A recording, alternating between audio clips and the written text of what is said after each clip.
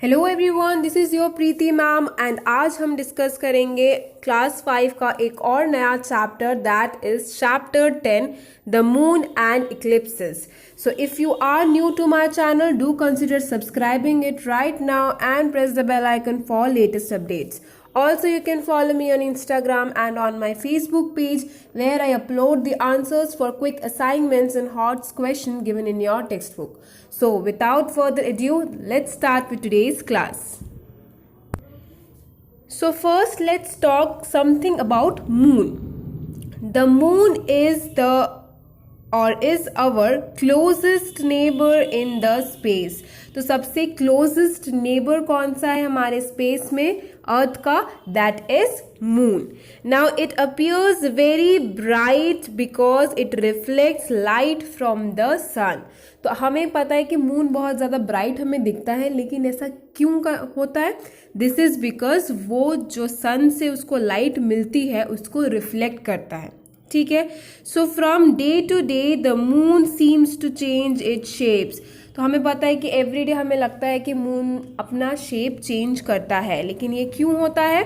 This is because as it travels around the earth different parts of the moon are lit up by the sun's light.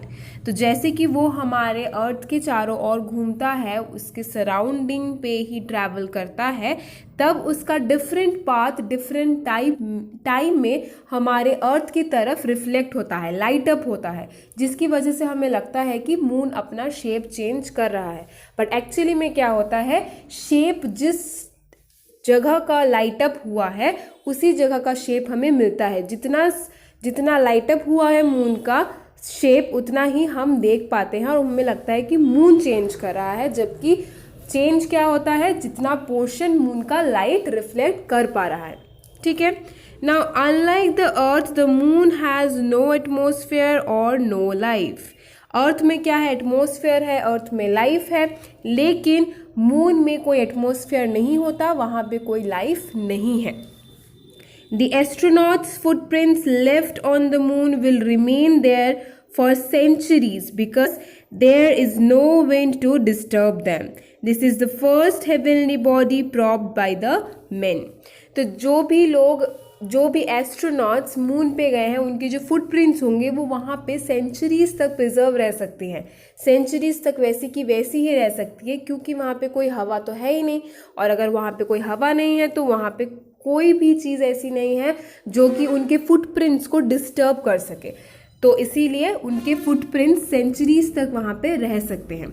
सो ये जो moon है, ये जो heavenly body है, ये पहली हेवनली बॉडी है जिसके बारे में लोगों ने बहुत ज़्यादा पता करने की कोशिश की थी. ठीक है. Now here is the picture given for the surface of the moon. ठीक है. Let's discuss about the surface of the moon. The moon's surface. The surface of the moon is not plane. तो जैसे कि हमने देखा picture में भी, moon का जो सरफेस होता है वो प्लेन नहीं होता. वहाँ पे क्या क्या होता है? It has hills, mountains, valleys and craters. तो वहाँ पे hills है, mountains है, valleys है और craters है. अभी craters क्या है? Craters are deep holes in its ground created by hitting of heavenly bodies like meteoroids on the moon's surface. तो जो क्रेटर्स हैं वो एक्चुअली क्या होता है, गड्ढे होते हैं मून के सरफेस पे, जो क्रिएट कैसे हुए हैं? वो क्रिएट हुए हैं जब हेवनली बॉडीज लाइक मेटेराइट्स ने उस सरफेस को स्ट्राइक किया, उसको हिट किया, तो वहाँ पे डीप होल्स फॉर्म हो गए. उन होल्स को कहा जाता है क्रेटर्स. ठीक है. तो वहाँ पे हिल्स है, माउंटेन्स है, वैलीज है. वैलीज क्या होती है? हिल्स और माउंटेन के बीच में जो लो लाइंग ज़मीन होती है, नीची ज़मीन होती है, उसको कहा जाता है वैलीज. अब वैलीज में यूजुअली कभी कभार रिवर्स भी फ्लो करते हैं, लेकिन मून में क्या है, वहाँ पे कोई वाटर नहीं है, वहाँ पे विंड नहीं है, तो वहाँ पे ये रिवर का फ्लो होने की बात आती ही नहीं है. So there are just low lying soil और low lying you can say जो ज़मीन होती है that is present in moon. Also there are craters. और क्रेटर्स क्या है? वो गड्ढे होते हैं जो कि हेवनली बॉडीज़ की स्ट्राइक करने पे उसके सरफेस पे पड़ गए हैं. ठीक है.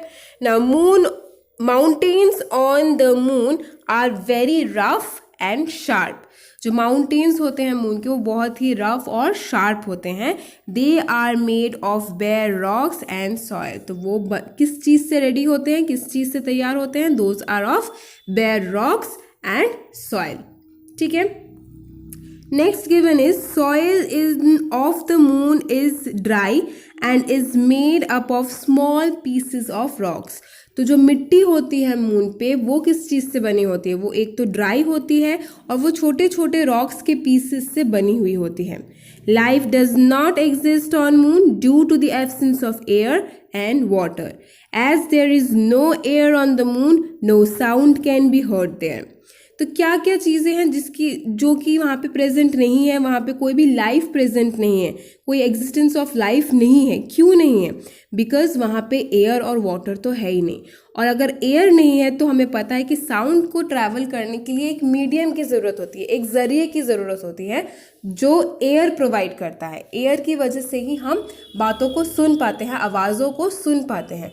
अब जब मून में वो एयर है ही नहीं तो वहाँ पे साउंड भी ट्रैवल नहीं कर पाता। ठीक है। और एयर एंड वाटर दोनों ही नहीं है, इसलिए वहाँ पे कोई ज़िंदगी भी नहीं हो सकती, मीन्स वहाँ पे कोई लाइफ भी नहीं हो सकती। ठीक है। अब टेम्परेचर के बारे में बात करते हैं मून के।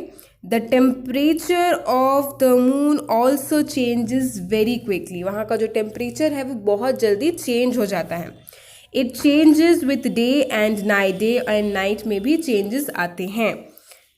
Moon is very hot when sun shines on it. On the darker side it is very cold. तो डे एंड नाइट दोनों टाइम में ही उनके जो टेम्परेचर में बहुत ज़्यादा चेंजेस होते हैं, क्विकली चेंजेस होते हैं।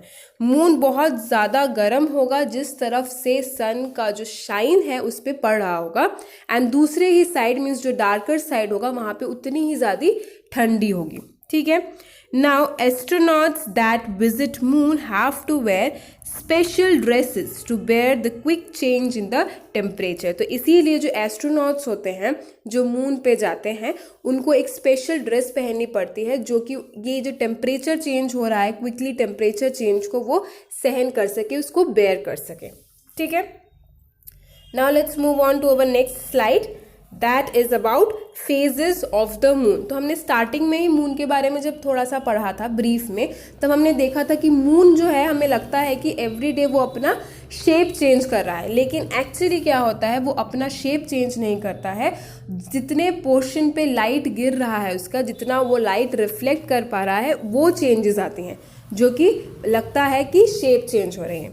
ठीक है। So the shiny moon you see at night does not have light of its own। तो जो हम मून देखते हैं जो बहुत ज़्यादा चमकदार, बहुत ज़्यादा ब्राइट होती है, एक्चुअल में मून की खुद की कोई लाइट होती ही नहीं है। The moonlight which we see from the earth is the light of the sun।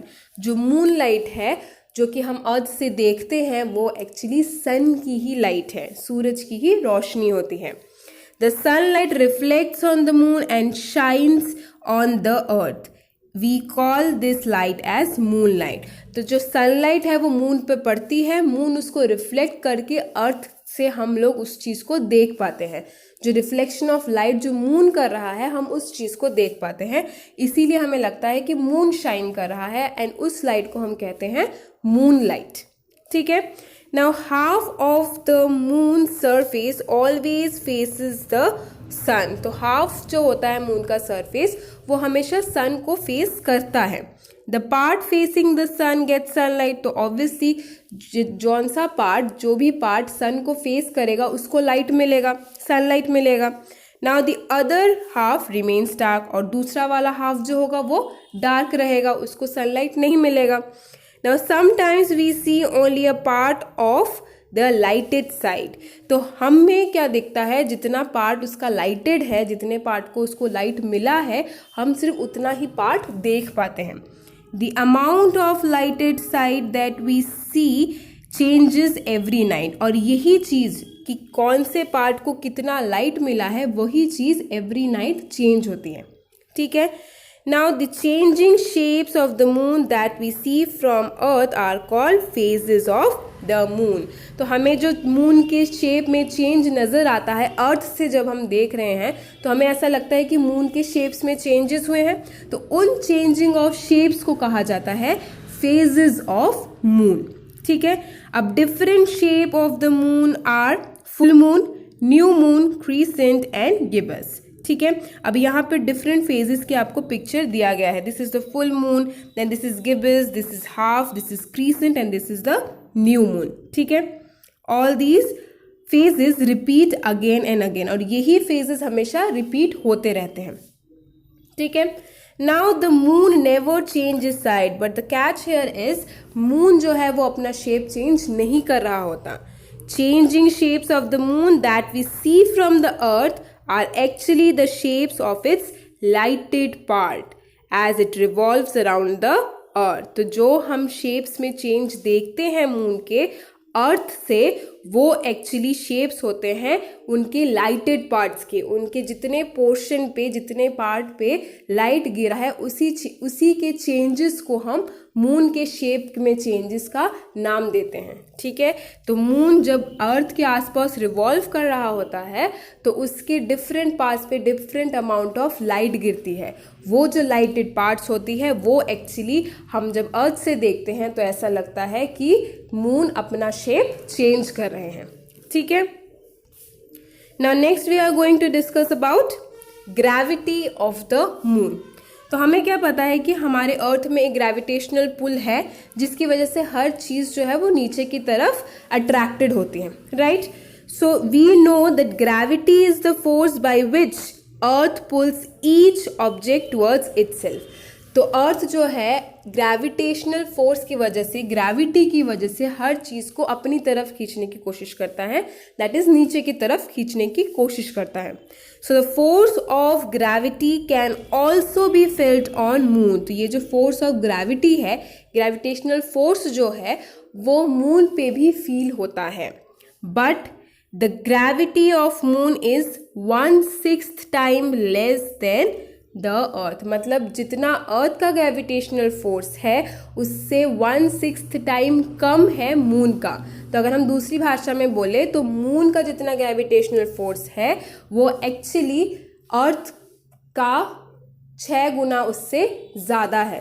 ठीक है, now in other words we weigh less on moon. तो हमारा जो वेट होगा वो मून पे बहुत कम होगा क्योंकि ग्रेविटेशनल फोर्स की वजह से ही एक्चुअली वेट का पता चलता है.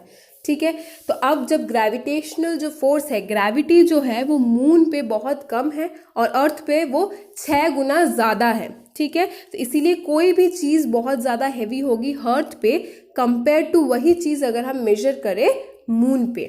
ठीक है, एक एग्जाम्पल ले लेते हैं.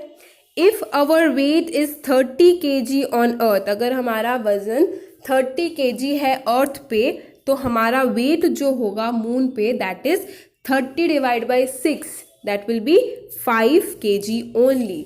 तो सिर्फ 5 kg होगा वो मून पे. तो यहाँ से पता चल रहा है कि 30 kg अर्थ पे और 5 kg मून पे. तो अगर हम दूसरे राउंड पे करें कि 6 गुना ज़्यादा है मून से, तो अगर मून के यहाँ पे हमारा वेट 5 kg दिखाता है तो 5 × 6 6 गुना करेंगे तो that will be 30 kg on अर्थ.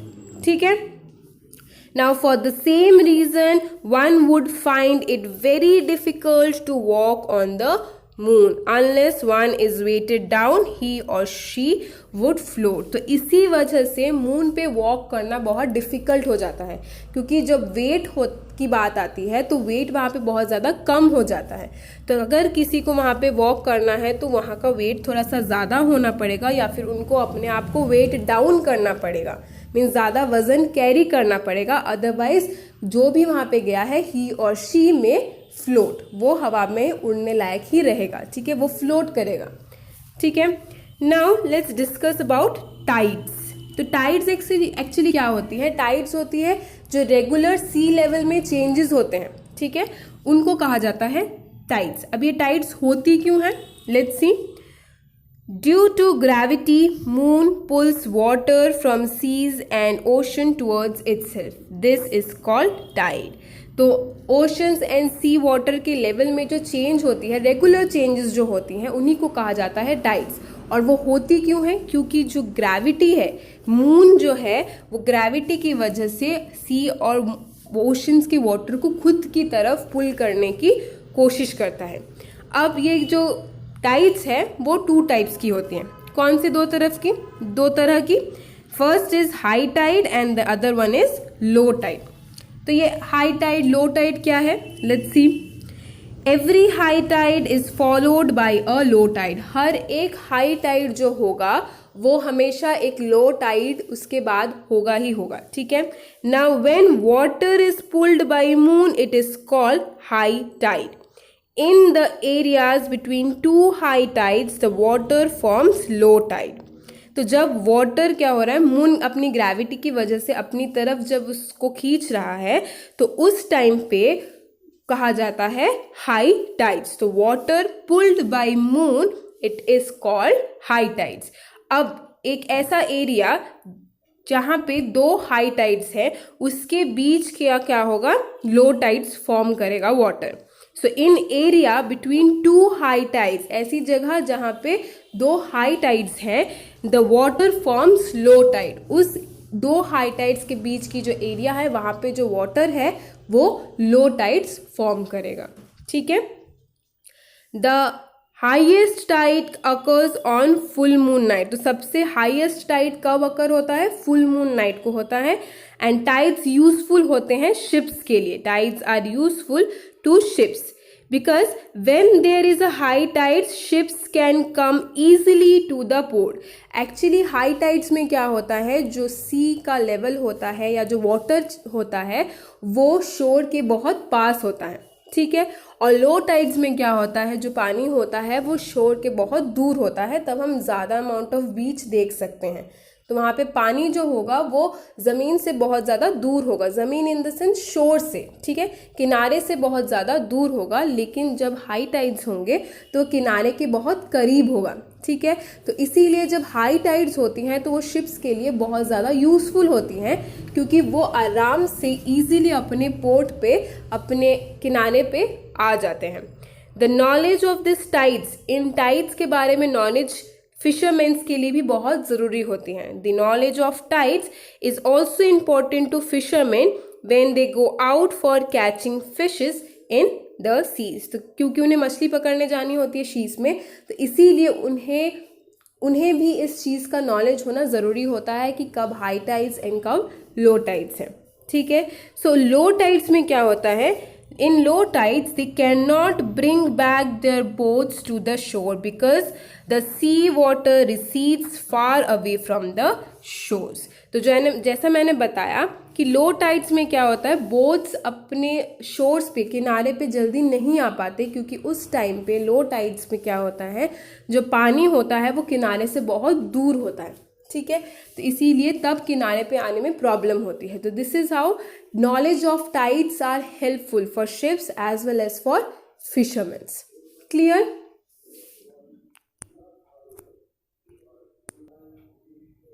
सो आज हमने क्या क्या पढ़ा? आज हमने देखा about brief introduction about moon, moon के बारे में एक ब्रीफ इंट्रोडक्शन मिला हमें, और हमने देखा कि मून का सरफेस कैसा होता है, फेजेस ऑफ मून के बारे में हमने पढ़ा, and then we finally read about the gravity of the moon. और ये जो ग्रेविटी है मून की, जिसकी वजह से टाइड्स हो रहे हैं, टाइड्स कैसे हेल्पफुल है, टाइड्स के टाइप्स क्या हैं, इसके बारे में आज हमने पढ़ लिया, ठीक है। So we will continue with this chapter in our next video also. So till then stay tuned and thank you.